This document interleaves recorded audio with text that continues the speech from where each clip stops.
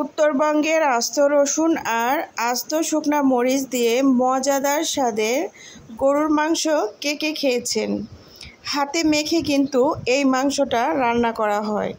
আর উত্তরবঙ্গে এই রান্নাটা কিন্তু খুব জনপ্রিয় একটি রান্না। যারা কখনো খাননি এভাবে একবার হলেও ট্রাই করে দেখতে পারেন। আসসালামু আলাইকুম, মুনিরা ব্লগ কিচেন থেকে আমি মুনিরা বলছি। আজ তৈরি করে দেখাবো উত্তরবঙ্গের স্পেশালিস্ট গরুর মাংস দিয়ে আস্ত রসুন আর শুকনা মরিচের দিয়ে রেসিপি। তো এখানে আমি আধা কাপ পেঁয়াজ নিয়েছি, আর নিয়েছি আদা আর রসুন বাটা 2 টেবিল চামচ, হলুদ নিয়েছি 1 চামচ, মরিচের গুঁড়া নিয়েছি 2 চামচ, ধনিয়ার গুঁড়া 1 চামচ, হলুদ জিরা নিয়েছি 1 চামচ, গরম মশলা নিয়েছি 1 চামচ। এছাড়াও গরম মশলা দিয়েছি দারচিনি, লবঙ্গ, এলাচ, গোলমরিচ, বড় এলাচ, আর দিয়েছি তেজপাতা। হাফ কাপ তেল দিয়ে এখন আমি মাংসটাকে হাত দিয়ে এভাবে মেখে নেব। আপনারা যদি চান তাহলে এখানে আস্ত শুকনা মরিচগুলো ভেঙে ভেঙে দিতে পারেন। তো আমি একটু স্বাদটাকে পরিবর্তন করার জন্য পরবর্তীতে ব্যবহার করব। তবে উত্তরবঙ্গের রান্নাতে কিন্তু এই মাখানোর সময়ই আস্ত রসুন আর শুকনা মরিচগুলো ভেঙে দিয়ে দেয়। তো এখন দেখুন এখানে আমি পানি দিয়েছি। অনেকেই হয়তো ভাবতে পারেন এইভাবে এত পানি দিয়ে মাংস রান্না করে প্রথম অবস্থাতে দিয়েই। তো আসলে ব্যাপারটা তা না। উত্তরবঙ্গে কিন্তু এভাবেই মাংস মেখে তারপর পানি দিয়েই রান্নাটা করে। তো এই যে দেখুন আমি চুলার উপর বসিয়ে দিয়েছি। এখন আমার পানিতে কিন্তু বলক চলে এসেছে। নেড়ে চেড়ে এখন আমি ঢাকনা দিয়ে ঢেকে দিলাম। ঢাকনা দিয়ে ঢেকে 5 থেকে 7 মিনিট আমি ঢাকনা দিয়ে জাল করে নিয়েছিলাম। ঢাকনা উঠিয়ে এখন একটু নেড়ে চেড়ে দিব।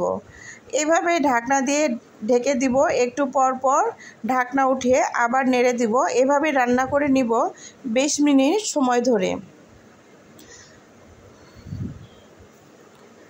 এই রান্নাগুলো কিন্তু উত্তরবঙ্গের মা চাচিরা বা দাদি নানিরা এই সেম প্রসেসে রান্নাগুলো করত। এইভাবে উত্তরবঙ্গের মানুষ সাধারণত রান্না করে খায় মাংস। এই প্রসেসটাই বেশি রান্না করে, আর এই প্রসেসে রান্নাটা কিন্তু অনেক টেস্টি হয়, যা বলার মতো না। তো আবারও এইভাবে ঢাকনা দিয়ে ঢেকে ঢাকনা উঠিয়ে নেড়ে চেড়ে দিব। যখন পানি এভাবে কমে আসবে তখন কিন্তু মাংসটাকে খুব ভালোভাবে কষিয়ে নিতে হবে একটু সময় নিয়ে। চুলার জালটাকে মিডিয়াম আঁচে রেখেছি। মিডিয়াম আঁচে রেখেই রান্নাটা আমি করেছিলাম। লাস্টে যখন ঝোলের জন্য পানি দেব তখন চুলার জালটা বাড়িয়ে দিব। তো দেখুন আমি কিভাবে মাংসটাকে কষিয়ে নিচ্ছি। একটু পানি থাকা অবস্থায় মাংসটাকে এভাবে নেড়ে চেড়ে আমি 10 মিনিট কষিয়ে নেব। তো একটু ঢাকনা দিয়ে ঢেকে রেখে দিলাম। এখন কড়াই নিলাম একটা, কড়াইয়ের মধ্যে সরিষার তেল দিয়ে দিলাম। আর সরিষার তেল দিয়ে এখন আমি এখানে আলু আর রসুনগুলোকে একটু ভেজে নিব।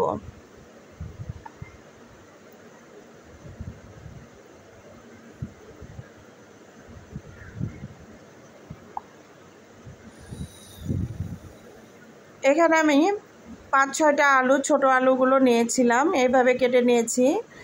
আর 4টা রসুন নিয়েছি, 5টা রসুন সরি।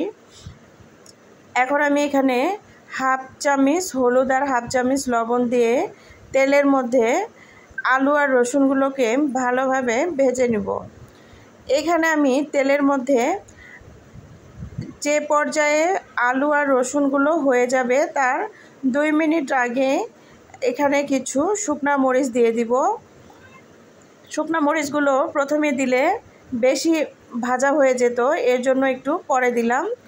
তো আমি যেহেতু গুঁড়া মরিচের পরিমাণ বেশি দিয়েছি এর জন্য শুকনা মরিচের পরিমাণ এখানে কম দিলাম। তবে উত্তরবঙ্গের রান্নাতে শুকনা মরিচের পরিমাণটা কিন্তু অনেক বেশি দেয়। আর গুঁড়া মরিচ বলতে শুকনা মরিচটাই শিলপাটাতে বেটে তারপরে রান্নাটা করে। তো দেখুন আমি এইভাবে এখন ওগুলো ভেজে আলাদা করে রেখে দিয়েছি। দিয়ে মাংসটাকে আবারও কষিয়ে নিচ্ছি। আমি মাংসটাকে 10 মিনিট ধরে কষিয়েছিলাম। মাংস থেকে যখন তেল এরকম ছেড়ে আসবে, এই যে দেখুন, এগুলো কিন্তু সম্পূর্ণই তেলগুলো কিন্তু যখন বের হবে তখন আমি এখানে আগে থেকে ভেজে রাখা আলু, রসুন আর শুকনো মরিচগুলো দিয়ে দিলাম। শুকনো মরিচগুলো দিয়ে এখন আমি দেখুন এভাবে নেড়েচেড়ে একটু সময় নিয়ে আবারও কষিয়ে নেব। এতে করে আলুর মধ্যে ঝোলগুলো প্রবেশ করবে।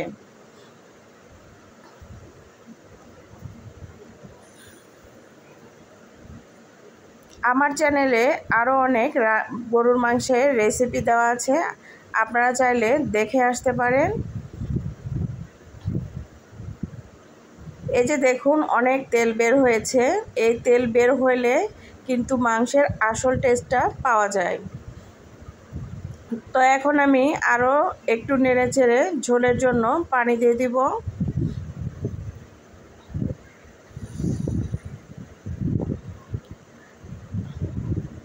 এখন আমি ঝোলের জন্য পানি দিয়ে দিব।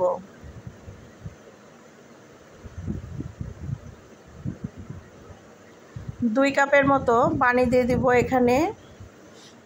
আমার পাতিলটা একদমই ছোট হয়েছিল, যার কারণে নাড়াচাড়া করতে একটু সমস্যা হচ্ছে। তবে এরকম ছোট পাতিলে গরুর মাংস রান্না করলে একটা সুবিধা আছে, সেটা হচ্ছে মাংস দ্রুত সেদ্ধ হয়ে যায়। তো আমি এখানে 2 কাপের মতো পানি দিয়েছি, দিয়ে এখন নেড়েচেড়ে দিচ্ছি। এখন ঢাকনা দিয়ে ঢেকে দিব, দিয়ে জাল করে নিব।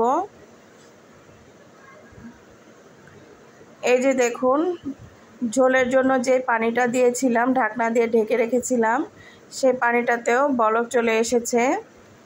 তো এখন আমি এইভাবে আরও 15 মিনিট রান্না করব।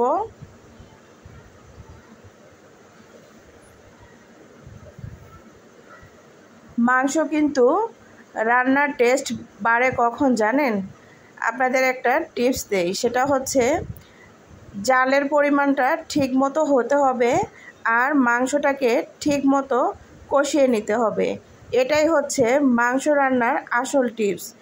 যত ভালোভাবে মাংসটাকে কষিয়ে নেবেন আর জালটা যদি ঠিক মতো হয়, সেই মাংসটা অবশ্যই অনেক টেস্টি হবে। তো নামানোর আগে আমি এখানে ভাজা জিরার গুঁড়া দিয়ে দিলাম। আপনারা চাইলে এখানে ভাজা গরম মশলার গুঁড়াও দিয়ে দিতে পারেন। আমি যেহেতু প্রথমেই গরম মশলার গুঁড়া ব্যবহার করেছি, এজন্য আমি এখানে ভাজা জিরার গুঁড়াটা ইউজ করলাম। এখন এভাবে আরও কিছু সময় জাল করে নিলে রেডি হয়ে যাবে আমার উত্তরবঙ্গের স্পেশালিস্ট গরুর মাংস। এখন আমি এইভাবে আরও একটু নেড়েচেড়ে ঢেকে দিব। আমার রান্নাটি কেমন হলো অবশ্যই কমেন্ট করে জানাবেন, আর ভুল ত্রুটি হলে মাফ করবেন। এই যে দেখুন ফাইনালি আমার মাংসটা একদমই রেডি। এভাবে জাল করে নিয়েছিলাম যে সময়টা ধরে, এতে করে মাংসের টেস্টটা কি পরিমাণ যে ভালো হয়েছিল তা আপনাদের বলে বোঝাতে পারবো না। এখন চুলাটাকে বন্ধ করে দিয়েছি, পরিবেশন করে দেখাবো। আমি এখানে মাংসটাকে আলাদা করে আর সার্ভ করলাম না। মাংস যেহেতু জাল করে খেতে হয়, এর জন্য পাতিলেই রেখে দিয়েছি। তো ফাইনালি দেখুন আমার মাংসটা কেমন হয়েছে অবশ্যই কমেন্ট করে জানাবেন। ভালো থাকবেন সবাই। আজকে এখানে শেষ করছি। আল্লাহ হাফেজ।